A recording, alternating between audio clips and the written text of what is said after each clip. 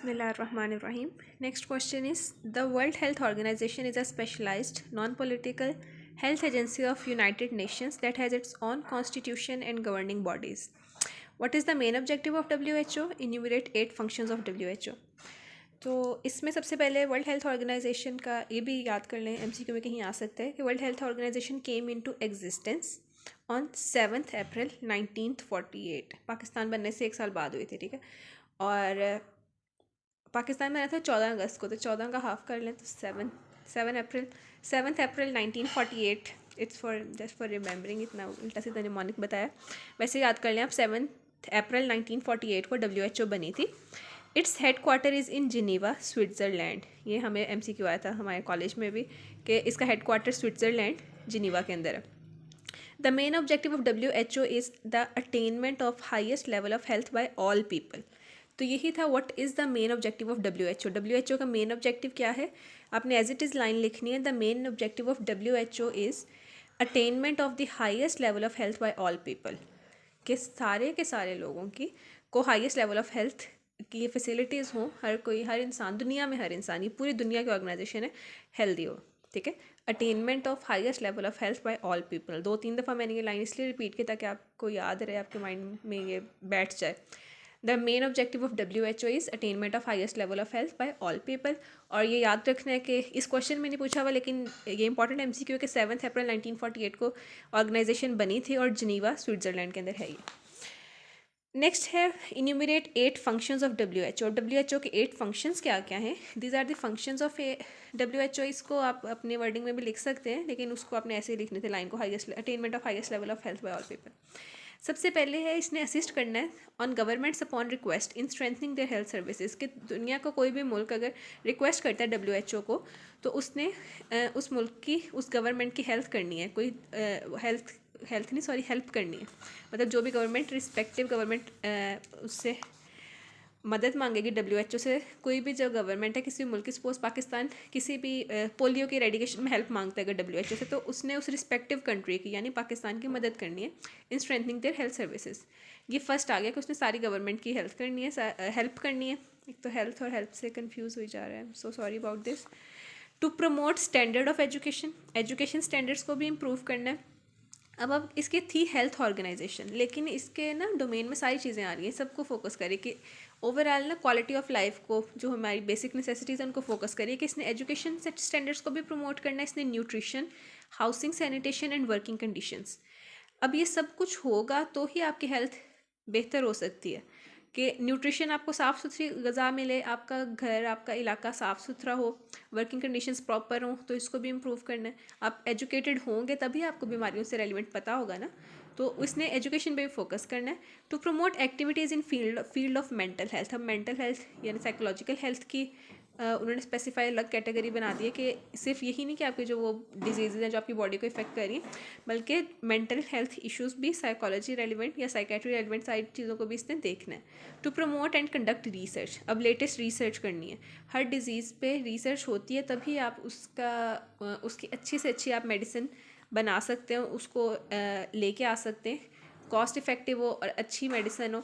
तो और किस इलाके में कौन सी डिजीज़ ज़्यादा आ रही है, ईच एंड एवरीथिंग उसने वो देखना है, उस चीज़ पे रिसर्च करनी है। To promote corporation among scientific professional groups, different countries के और वो डिफरेंट लेवल्स पे प्रोफेशनल आपस में एक दूसरे से इंटरकनेक्टेड हों, तभी वो अच्छी रिसर्च कर सकते हैं और अपने आइडियाज़ शेयर करते हैं। रिसर्च आपने जब कर लेते हो तो आप उसको पब्लिश करते हैं, आप सारों को वो चीज़ बताते हैं। तो जो डिफरेंट साइंटिफिक प्रोफेशनल ग्रुप्स हैं ना, उनके आपस में उनकी कॉर्पोरेशन करानी है। डिफरेंट जैसे वो सेमिनार्स नहीं, सॉरी, ये जो टेबल टॉक्स वगैरह होती हैं कि जिसमें हर कोई आएगा, वो आपको बताएगा कि उस या फिर जो रखे जाते हैं ना, ये जो साइंटिफिक टॉक्स होती हैं, उसमें सारों में अपने जो भी कोई न्यू चीज़ आप लेके आते हैं, आपने इंट्रोड्यूस कराया, वो सारे उस चीज़ को आप डिस्कस करते हैं ताकि हर कोई उसे यूज़ कर सके। अब है उस मोड ऑफ इंटरवेंशन को या उस मेडिसिन को। To obtain information data on vital statistics to promote family health. अब ये सारे 8 फंक्शन हैं WHO के, 1 2 3 4 5 6 7 8, ये 8 के 8 लिखने में से कोई आप ऐसा नहीं जिसको आप भूल जाएं तो चल जाएगा, गुजारा नहीं होगा, क्योंकि ये 8 उन्होंने स्पेसिफाई किए हुए हैं। सबसे पहले क्या था, इस इसको रिवाइज करते हैं, याद करने की कोशिश करते हैं साथ साथ कि क्या था। आप गवर्नमेंट्स की ऑन रिक्वेस्ट उनको आपने असिस्टेंस प्रोवाइड करनी है, ताकि अगर कोई गवर्नमेंट आपसे रिक्वेस्ट करती है WHO से कि आपको उसको हेल्थ सर्विसेज को स्ट्रेंथन करें, तो आपने उस गवर्नमेंट को असिस्ट करना है। फिर सेकंड है हेल्थ स्टैंडर्ड्स को प्रमोट करना है, एजुकेशन स्टैंडर्ड्स को, ठीक है।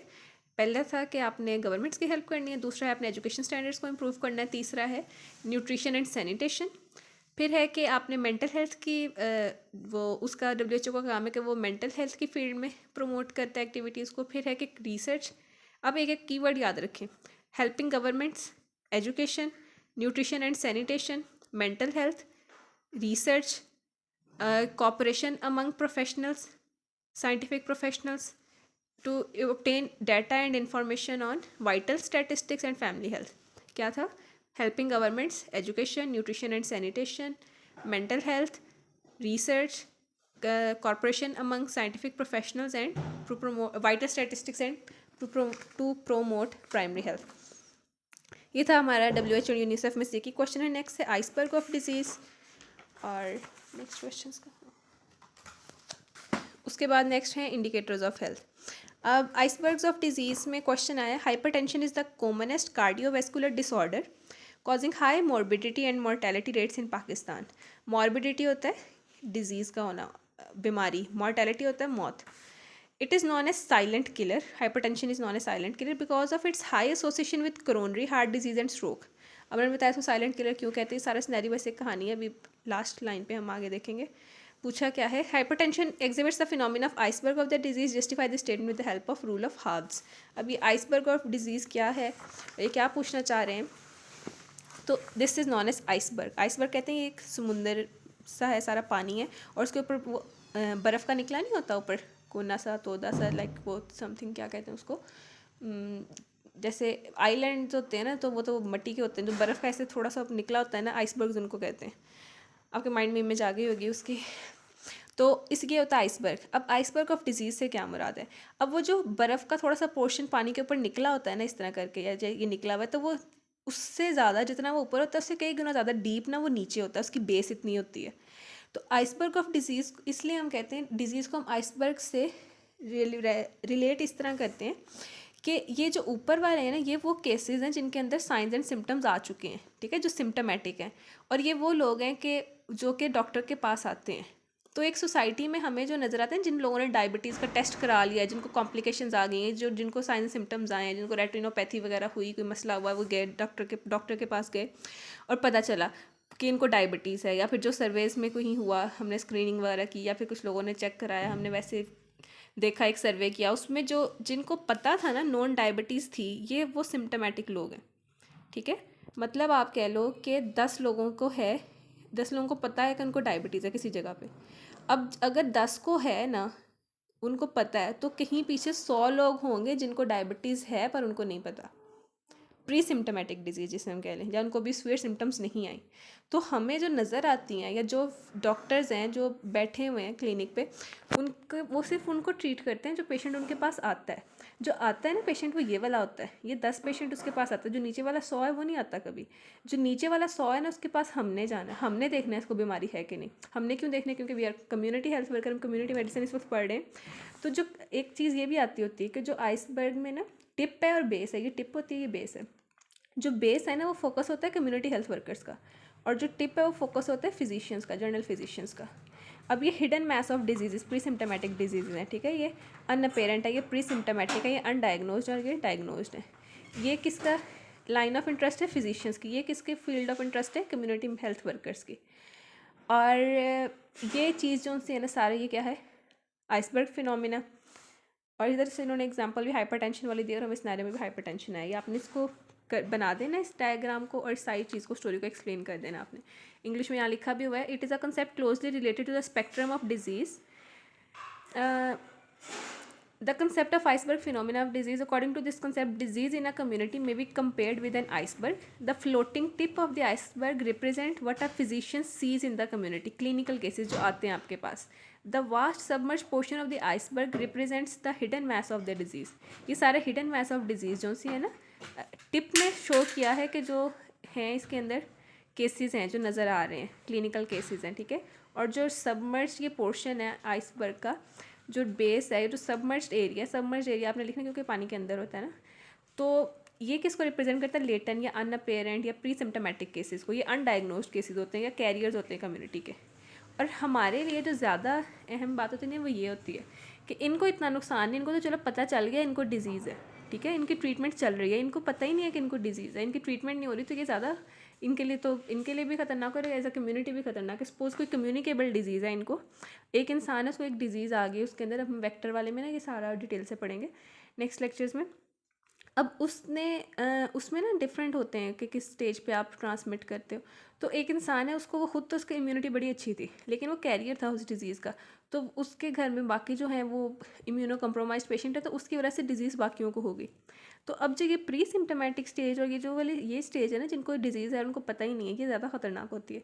इसका हमें पता चलता है थ्रू डायग्नोस्टिक टेस्ट। और इसमें ये कैसे हम पता चलाते हैं, स्क्रीनिंग टेस्ट।